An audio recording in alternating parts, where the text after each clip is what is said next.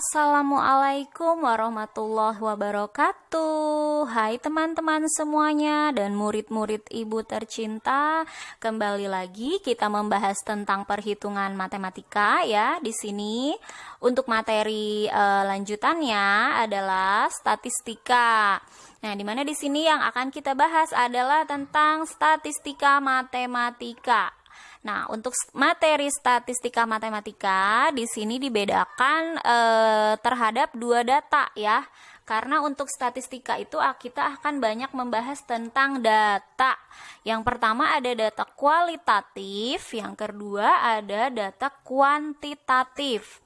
Nah, di sini mana letak perbedaannya? Untuk data yang pertama yaitu kualitatif adalah kita simpulkan bahwa nilainya itu relatif. Kenapa nilainya relatif? Karena data kualitatif itu bersifat naratif atau bisa dipaparkan atau dijelaskan menggunakan kata-kata atau kalimat-kalimat seperti bahasa Indonesia ya.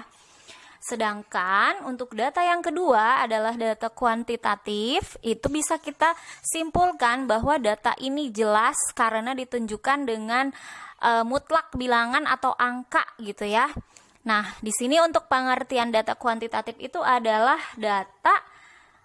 jenis data yang dapat dihitung dan diukur secara langsung sebagai variabel bilangan. Jadi nanti data-datanya itu ditunjukkan berbentuk bilangan-bilangan seperti misalkan data-data pada tabel tinggi badan siswa-siswi. Nah, seperti itu ya.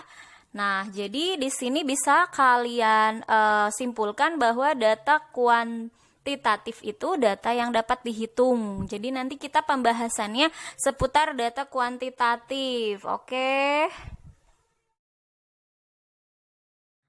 Baik ya, sekarang kita bahas penyajian data kuantitatif. Nah, di sini data kuantitatif itu akan dihitung. Kemudian data kuantitatif itu akan disajikan dalam bentuk tabel ya. Kemudian juga grafik atau diagram. Nah, di sini kita mengenali dulu bentuk-bentuk tabel yang ada pada penyajian data terhadap data kuantitatif tersebut. Data tabel di sini tabel berjenis baris dan kolom seperti biasa ya yang kita ketahui. Kemudian ada juga tabel berjenis tabel kontingensi. Nah, yang ketiga di sini ada tabel distribusi frekuensi. Nah, masing-masing di sini ada perbedaan dan ciri khasnya ya, terutama pada tabel yang kedua dan yang ketiga ini. Dan yang sering dibahas pada statistika di sini adalah tabel distribusi frekuensi. Nah, kita lihat di sini beberapa contoh tabel. Tabel yang kedua adalah tabel kontingensi. Misalkan contohnya berbentuk seperti ini ya. Ada dua kategori di sini, ada jenis kelamin dan kelas. Dan di sini laki-laki dan perempuan. Ini merupakan data jumlah siswa. Misalkan ya, di sini datanya di data tabelnya itu adalah jumlah siswa. Jadi bentuknya seperti ini. Sedangkan untuk tabel distribusi frekuensi bentuknya seperti ini.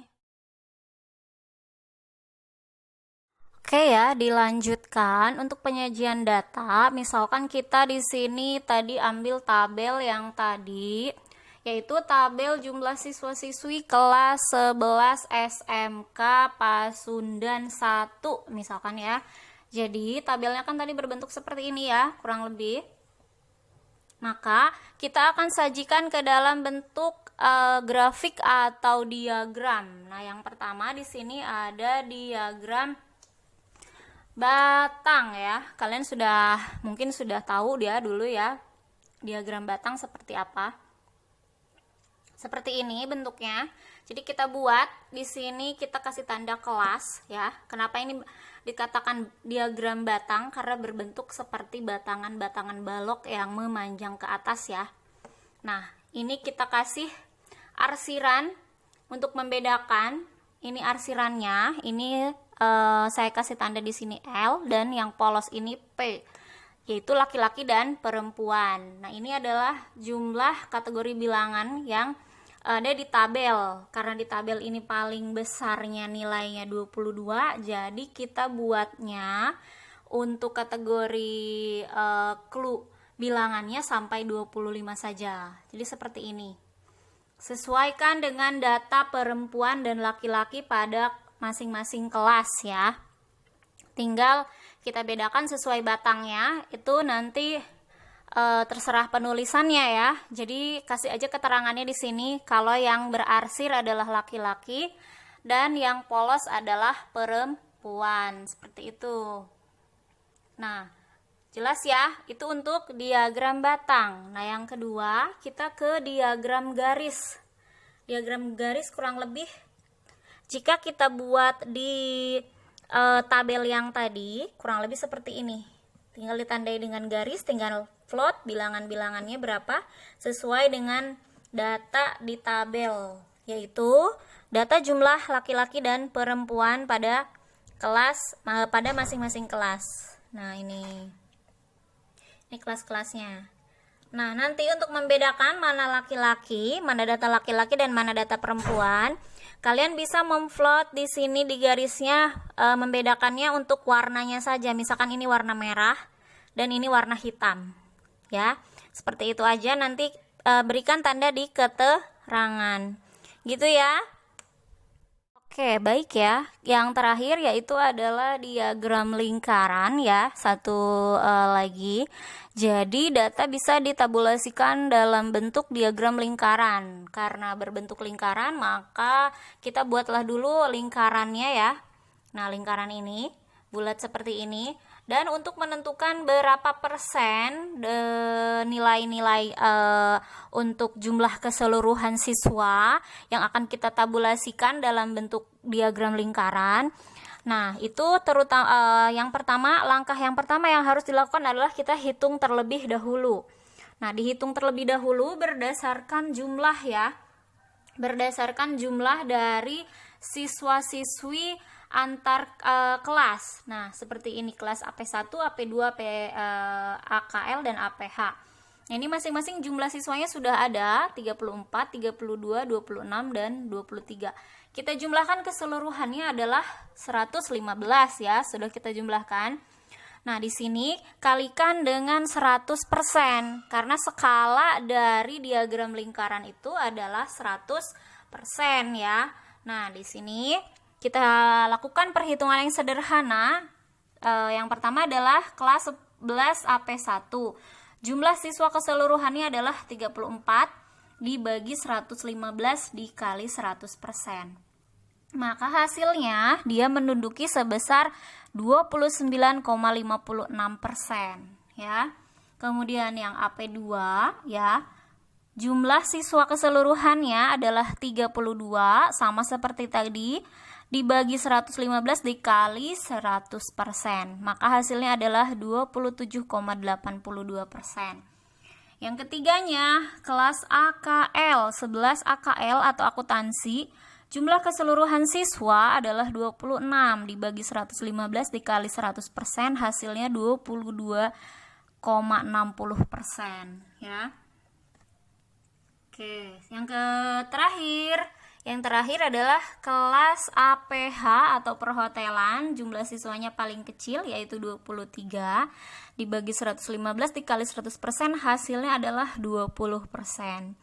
Nah, jika sudah diketahui semua nilai presentasi dari jumlah keseluruhan jumlah siswa-siswi SMK Pasundan kelas 11 ya, maka kita tabulasikan dalam bentuk diagram lingkaran tadi ya. Jadi di sini kan yang paling besar adalah si kelas 10 AP1 ya. Berdasarkan jumlah juga kita tidak bisa dibohongi ya. Jumlah paling besar. Nah, selisihnya sedikit dengan AP2 ini. Maka kita buat terlebih dahulu di sini. Nah,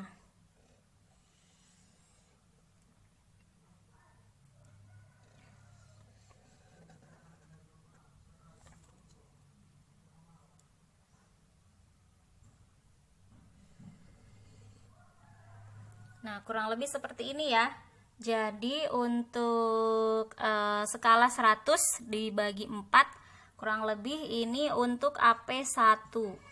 AP1 ya, 11 AP1 sebesar tulis 29,56%.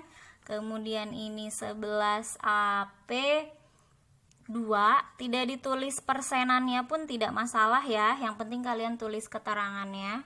Kemudian di sini 11 APH AKL, maaf, dan di sini ini kurang besar sedikit ya. Kita ini lagi. Nah, di sini yang terakhir 11 APH.